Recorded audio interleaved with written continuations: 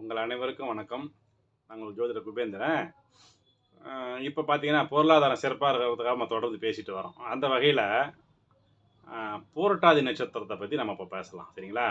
நீங்க யாரு ஒருத்தவங்க பூரட்டாதி நட்சத்திரத்தில் பிறந்திருந்தீங்கன்னா, உங்களுக்கு வந்து பொருளாதாரத்த மிக சிறந்த அளவுல எப்பவுமே தொய்வில்லாம கொண்டு போறதுக்கான சில உணவுகள்லாம் இருக்குதுங்க. அத நீங்க வந்து வாய்ப்பு கிடைக்கும் போதெல்லாம் மறக்காம செய்யணும் இத. நீங்க 1 நாள், 2 நாள் செஞ்சுட்டு நான் பலன் எதிர்பார்க்கக்கூடாது. தொடர்ந்து செஞ்சுன்னு வந்தீங்கன்னா, கண்டிப்பா அப்புறம் நான் சொன்ன பலன் ஏற்படும். உங்க பொருளாதாரம் எப்பவுமே சிறப்பா இருக்கும். சரிங்களா?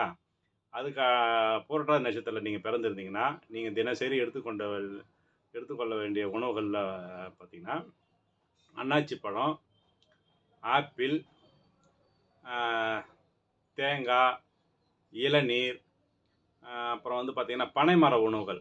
அ கருப்ப கருப்பட்டி, நுங்கு, பனஞ்சார் இத மாதிரியான உணவுகள்லாம் நீங்க எடுத்துக்கலாம். எடுத்துன்னு வந்தீங்கன்னா, ஏதோ ஒரு வகையில கொஞ்சம் கொஞ்சமா சாப்பிட்டு வந்தீங்கன்னா, கண்டிப்பா உங்க பொருளாதாரம் மிக சிறப்பா இருக்கும். ஏன்னா, அந்த பூரட்டாதி நட்சத்திரனுடைய தாராபல நட்சத்திரனுடைய உணவுகள தான் இப்ப நான் சொன்னதெல்லாம்.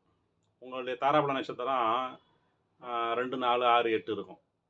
சரிங்களா? உங்க உங்க நீங்க பிறந்த நட்சத்திரத்திலருந்து எண்ணி வந்தீங்கன்னா, அதனுடைய உணவுகள் தான் இப்ப நான் சொன்னதெல்லாம்.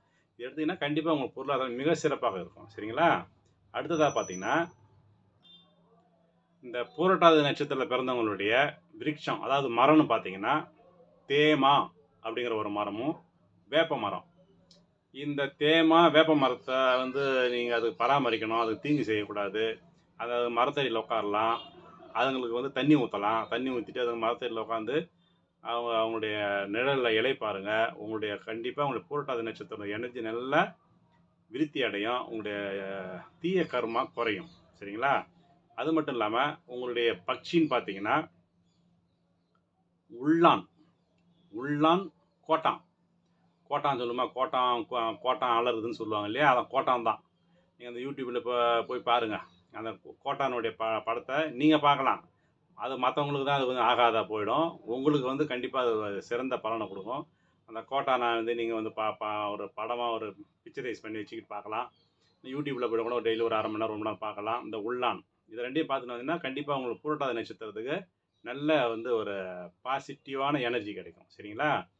உங்க பொருளாதாரமும் கண்டிப்பா எந்த வகையிலும் தொய்வு இல்லாம கொண்டு போலாம். இந்த மாரி உணவுகள நல்லா முறையா, சரியா, நம்பிக்கையா அ பின்பற்றணும். சரிங்களா? இந்த பதிவு உங்களுக்கு பிடிச்சிருந்ததுன்னா லைக் பண்ணுங்க, ஷேர் பண்ணுங்க. நன்றி. வணக்கம்.